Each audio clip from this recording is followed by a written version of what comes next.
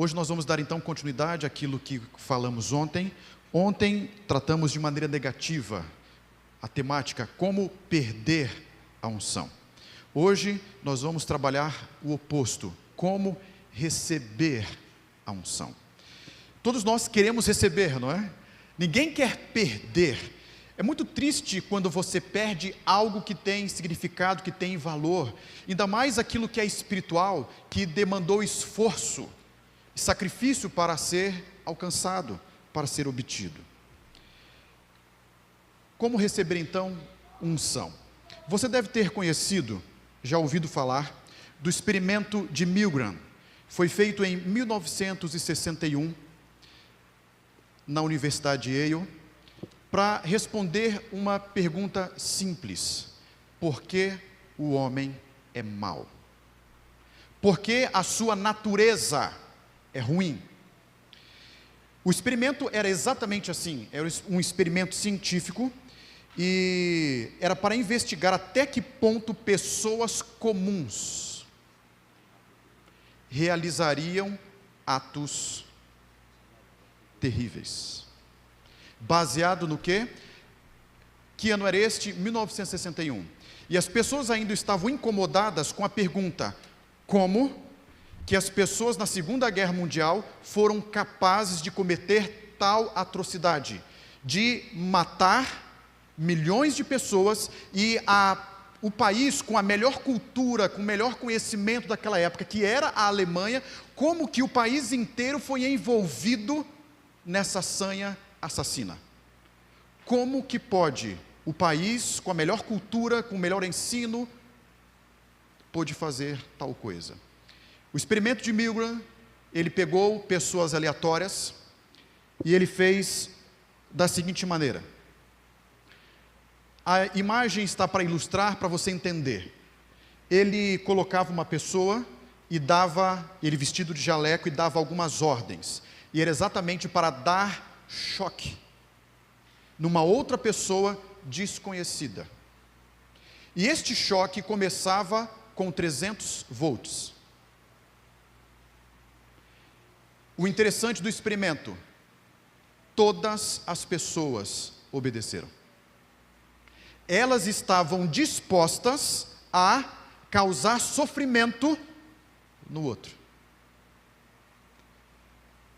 E enquanto isto, claro que a outra pessoa não recebia de fato o choque, era um ator. Contudo, a outra pessoa não sabia. Para ela, estava recebendo o choque. Ela simplesmente obedecia os comandos. E o outro ator aqui então, fingindo receber esse choque, ia aumentando gradativamente, até o momento que a ordem era para que elevasse esse choque ao máximo. E elevando esse choque ao máximo, era bem provável que essa pessoa morresse. Qual o percentual que aceitou, que cumpriu a ordem? 60%. Este experimento é um tema de estudo na ciência sobre a malignidade humana. O que esse experimento apresentou? Nós somos maus por natureza. A Bíblia já nos afirma isto. Então, neste experimento, as pessoas avançaram, e esta é uma das imagens da época.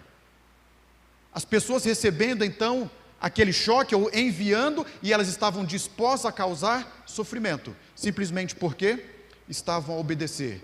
E esta pergunta então responde: por que que o povo, dominado por esta ideologia nazista, foi capaz de realizar tantas atrocidades? Porque o ser humano é mau. Não existe nada de bom em nós. Você pode pensar que você é uma pessoa maravilhosa. Não, eu sou uma pessoa boa. A gente até fala: nossa, aquela pessoa maravilhosa é boa. Lembra de uma coisa: não é. Dada as devidas proporções e mudadas as circunstâncias, ela vai manifestar tudo o que tem de mal dentro. Mas você tem o mal, você tem algo maligno dentro de você, e se dar as devidas oportunidades, você vai manifestar tudo o que tem dentro. Mas nós somos controlados para não manifestar o nosso ódio, o nosso rancor, o nosso medo, o nosso desprezo, a vingança, os maus intentos humanos, eles já existem dentro de você. Mas, dependendo da circunstância, eles afloram, em maior ou menor grau. O que tem isto a ver com a história? Vamos abrir em 1 Samuel capítulo 16 e entender como receber a unção. Ontem falamos um pouco mais da queda de Saul. Quando Saul foi lutar contra os filisteus no capítulo 13, lembre-se que Samuel deu uma ordem para ele, falou assim: me aguarde, espere. E aí Saul, ao invés de aguardar Samuel chegar para efetuar ali o sacrifício, ele mesmo, impacientemente, desobedecendo a ordem de Deus, realizou o sacrifício. E ainda no final ele fez o quê? Ao invés dele aceitar a repreensão, admitir a culpa, o que ele fez? Ele lançou a culpa no povo. Ele diz: apertado pelas circunstâncias, e os soldados já estavam indo embora, eu fiquei sem opção. Ele dá uma desculpa, ele não assume o seu erro, o seu pecado, não assume a responsabilidade. Aí, neste momento, Samuel diz: a partir de agora, Deus, o seu reino já foi rejeitado, e Deus procurará um homem que lhe agrade e lhe obedeça. Mas ontem mencionamos também que mesmo após isto, Saul teve outras oportunidades. Quantos anos Saul foi rei em Israel? 40 anos. Este fato ocorreu não mais do que dentro dos seus primeiros 10 anos, foi logo no início. Ele ainda teve tempo para mudança, mas o que ocorreu na sua jornada? Ele foi cada dia mais afastando do Espírito e sendo dominado pelo mal. E fazendo o quê? Manifestando o mal que já tinha dentro. Compreendeu? Agora vamos ao texto. 1 Samuel 16, verso 6. Sucedeu que entrando eles, aqui Samuel, entrando eles, viu a Eliabe e disse consigo, Eliabe, irmão mais velho de Davi: certamente está perante o Senhor o seu ungido. Porém o Senhor disse a Samuel: não atentes para a sua aparência, para a sua altura, porque o rejeitei, porque o Senhor não vê como o homem vê. Amém? Isso é maravilhoso demais. Porque Deus não vê como o homem vê. Vamos agora para o verso 11, um pouco mais à frente. Perguntou Samuel a Jessé: acabaram-se os seus filhos? Ele respondeu: ainda falta o mais novo, que está apacentando as ovelhas. Disse, pois, Samuel a Jessé: manda chamá-lo, pois não nos assentaremos à mesa sem que ele venha. Então mandou chamá-lo e fê-lo entrar. Era ele ruivo, de belos olhos e de boa aparência. Disse o Senhor: levanta-te e unge-o, pois este é ele. Tomou Samuel o chifre do azeite e o ungiu no meio de seus irmãos. E daquele dia em diante, o que aconteceu? O Espírito do Senhor se apossou de Davi. Então Samuel se levantou e foi para Ramá. O mesmo que aconteceu com Davi, com Saul, agora acontece com Davi. Na unção de Saul, o Espírito Santo tomou posse de Saul, e ele foi transformado em outro homem. Agora, Davi também recebe a mesma unção, e o Espírito Santo toma posse dele, e ele é também transformado num outro homem. Você vê capítulos mais à frente, que logo depois aparece ali a figura de Golias, o grande guerreiro de Gate. E ele passa 40 dias fazendo desafios contra o Deus e o povo de Israel. Pergunto: quem seria o melhor guerreiro para lutar contra Golias? Quem? Quem seria o melhor? Não, seria Davi? Não. Você não indicaria Davi. Eu não indicaria Davi também, porque era apenas um garoto. Você escolheria um garoto que nunca foi para a guerra, que nunca usou uma espada, que nunca... Você indicaria? É uma completa loucura. Quem era o melhor? Saul. Ele era o mais preparado. Além disso, você lembra o que o povo pediu? Nós queremos um rei elegante, bonito, que esteja à nossa frente. E diz o texto bíblico que Deus deu o que o povo queria. Saul passava do ombro do povo. Todo o povo ficava do ombro para baixo de Saul. Ele era o mais preparado, ele era o mais forte. E você lembra que ele já tinha tido conquistas contra os amalequitas e contra os filisteus. Ele era um guerreiro. Saul sabia guerrear e ele tinha sido ungido. Por que Saul não foi? Porque ele sabia que o Espírito de Deus o havia deixado.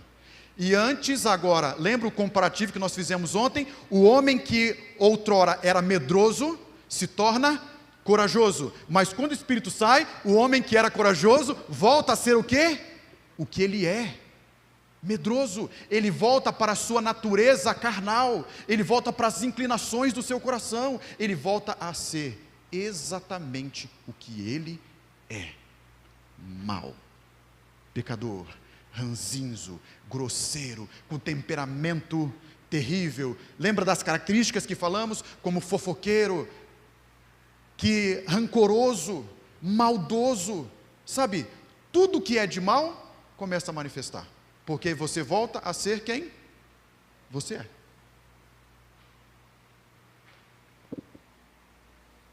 Davi foi para a batalha. E o interessante é que Saul aceitou o desafio, né? Falou assim, vou mandar esse garoto. Mas quem deveria ter ido, se tivesse se consagrado e buscado a Deus, deveria ser Saul. E ao invés do nome de Davi registrado na Bíblia como aquele que derrotou o gigante, quem deveria estar aqui? Saul. Mas ele perdeu as oportunidades que Deus colocava. Quantas oportunidades nós perdemos na nossa vida, simplesmente porque não oramos, não buscamos, não nos arrependemos do nosso pecado, não caímos de joelhos e clamamos misericórdia a Deus, clamamos força para mais um dia, poder de Deus para testemunhar, e nós erramos e falhamos, simplesmente porque não reconhecemos quem nós somos. Vamos voltar para a pergunta. Samuel foi lá e Deus falou assim, ó, eu não vejo como o homem vê. Como o homem vê. Como o homem vê? O homem vê o status, o homem vê carisma, o homem vê aparência, o homem vê performance, o homem vê diplomas, o homem vê cursos. É isso que o homem vê. O homem vê o exterior. Deus, ele tem o poder de ler outros aspectos. Ele lê o interior. Agora, tinha uma moça que vivia uma vida muito pecaminosa, mundana, mas ela vivia dentro da igreja. E os jovens chamando a atenção para a vida de pecado que ela vivia, falaram assim, não me julguem, Deus conhece meu coração. Mas a pergunta que fica é, isso não lhe amedronta? De saber exatamente que Deus conhece o seu coração? Porque isso quer dizer o quê? Que você não pode enganar a Deus. Deus conhece exatamente o íntimo, o fórum íntimo das suas decisões, motivações e intenções. Isso já não devia nos encher de temor? O homem vê desta maneira. Mas como Deus então, o que Deus vê? Deus vê o seu caráter. Deus vê a sua intenção, motivação, obediência, entrega e fidelidade. Mas tem uma coisa que me incomoda nessas histórias. Qual a diferença entre Saul e Davi? Porque quando eu faço um comparativo na minha mente, os dois se parecem muito. Vamos fazer um comparativo. Saul tentou matar Davi através da astúcia.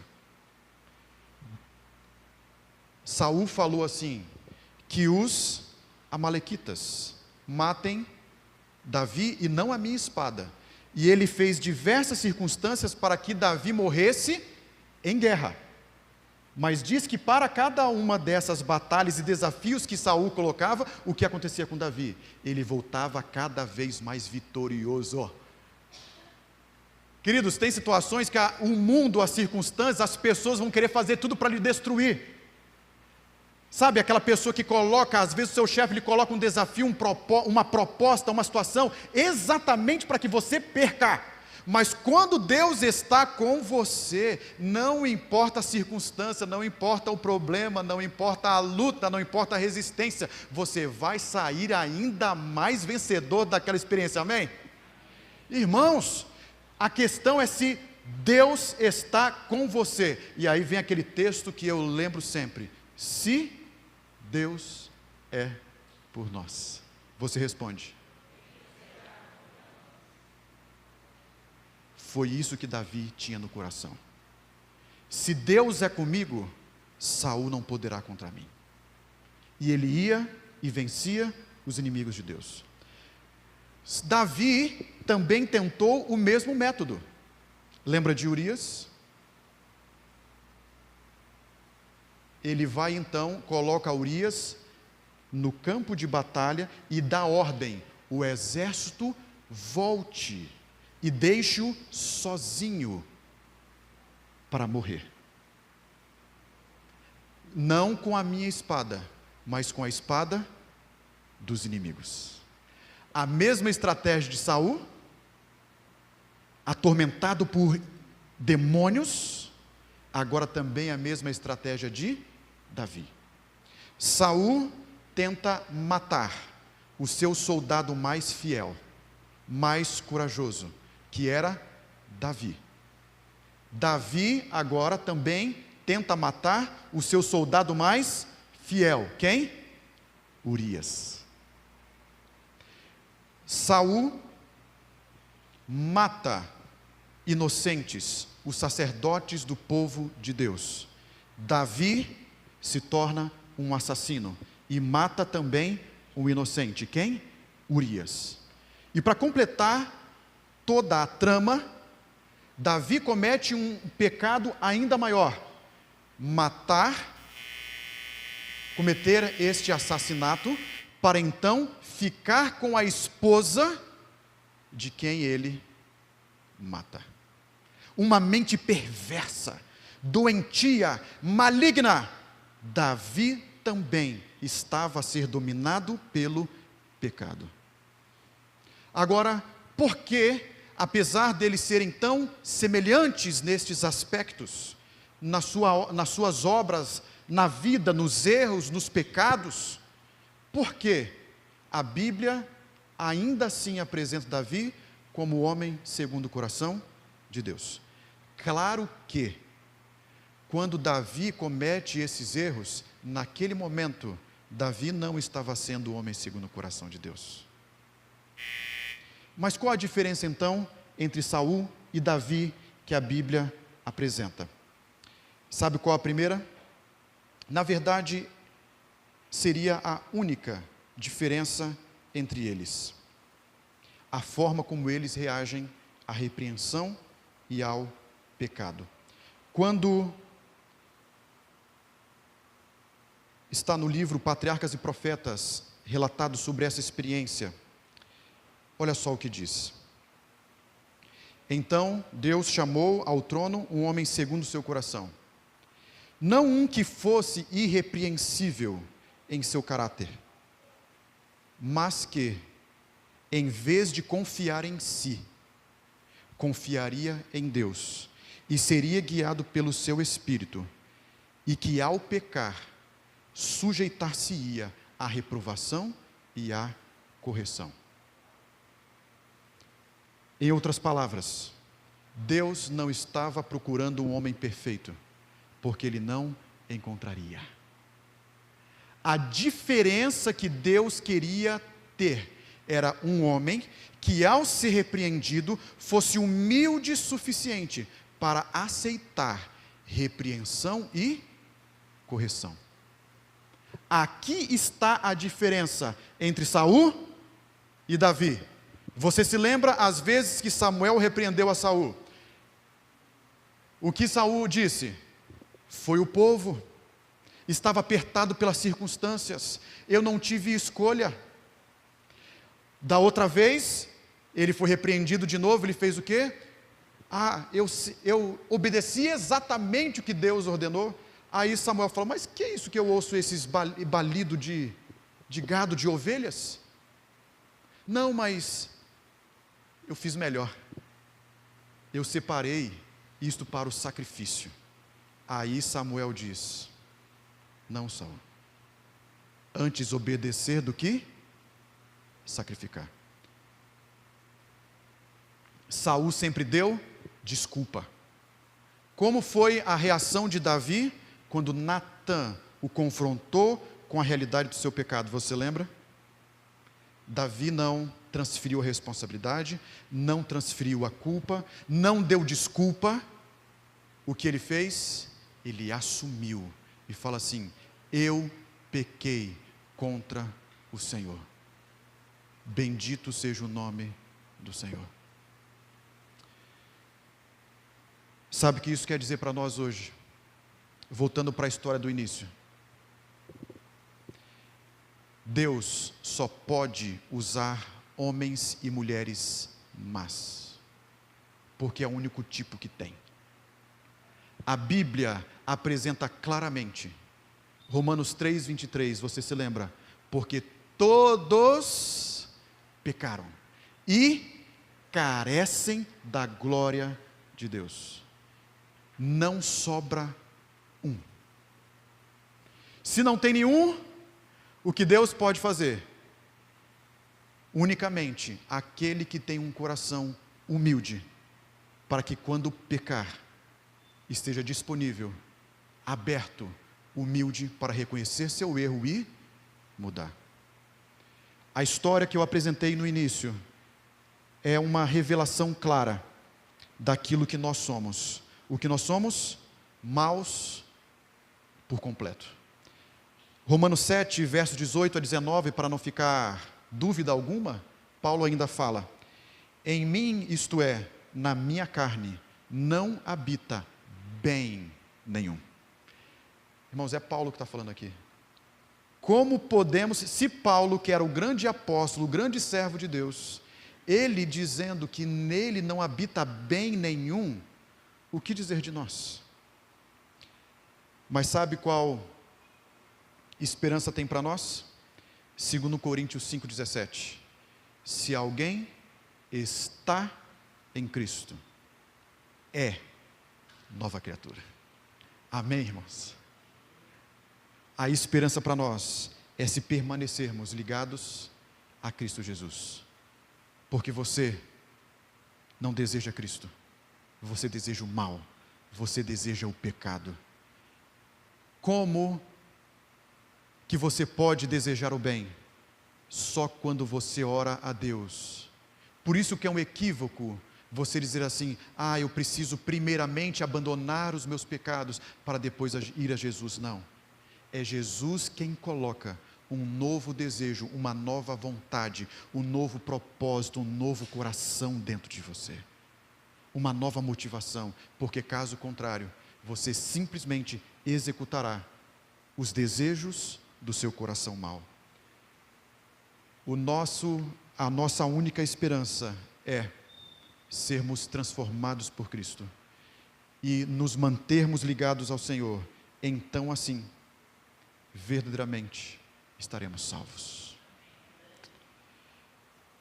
O pecado de Davi humanamente foi grave, mas sua resposta de quebrantamento foi maior. Saul pecou e se justificou. Davi pecou e se arrependeu. A Bíblia diz também: o justo cairá 7 vezes, e de todas elas se levantará.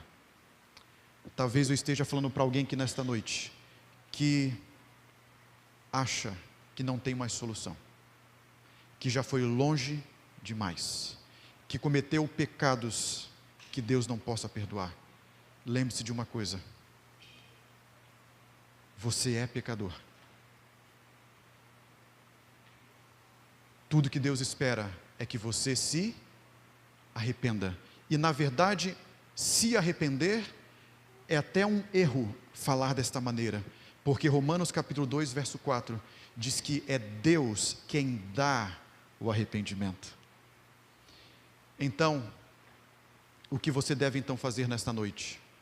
Justo não é aquele que não cai, justo é aquele que se levanta, que clama perdão do Senhor e pede graça para mais uma vez lutar, para se levantar e vencer as batalhas do Senhor. Você está caído? Clame perdão ao Senhor e Ele há de levantar, para que você se torne um homem e uma mulher de acordo com o coração dele. Quando o Espírito Santo lhe repreender, você possa dizer: Senhor, eu aceito a repreensão e eu aceito novamente o seu perdão. Me perdoa, me salva e me transforma. Ninguém é culpado a não ser eu. Eu pequei contra o Senhor. Transforma-me mais uma vez. Se você fizer assim, você será justo e um homem e uma mulher do coração de Deus.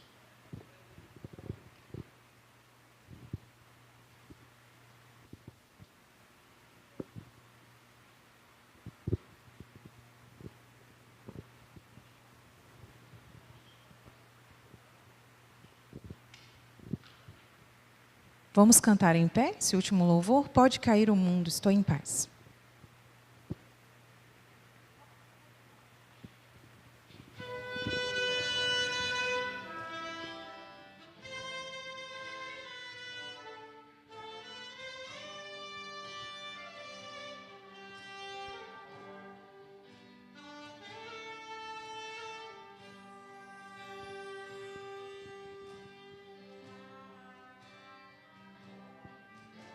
O mundo corre em busca de sucesso. A vida em tanta guerra se desfaz. O homem sonha as glórias do progresso, mas anda velozmente para trás. Só Deus concede a glória verdadeira.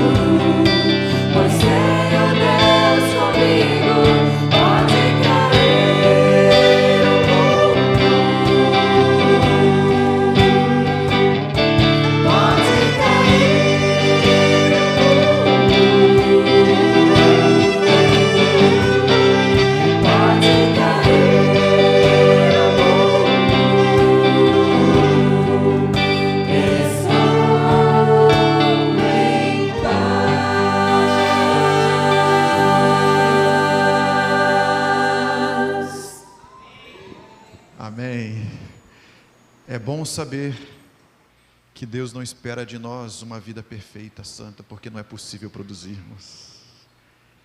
Tudo isso vem dele. Ele concede, Ele dá, Ele transforma. Porque nós não temos nada para dar. No plano da salvação, sabe qual a nossa única contribuição? O pecado. O que cabe a nós? Buscarmos a graça do Senhor. Buscarmos a salvação que vem dEle. E qual a luta do cristão? A luta do cristão não é vencer pecados. A luta do cristão é permanecer em Cristo. E que essa seja a sua luta esta semana. Permanecer em Jesus todos os dias. Vamos orar. Pai bendito, obrigado, porque a Bíblia apresenta de maneira tão clara os defeitos e quedas dos grandes homens de Deus.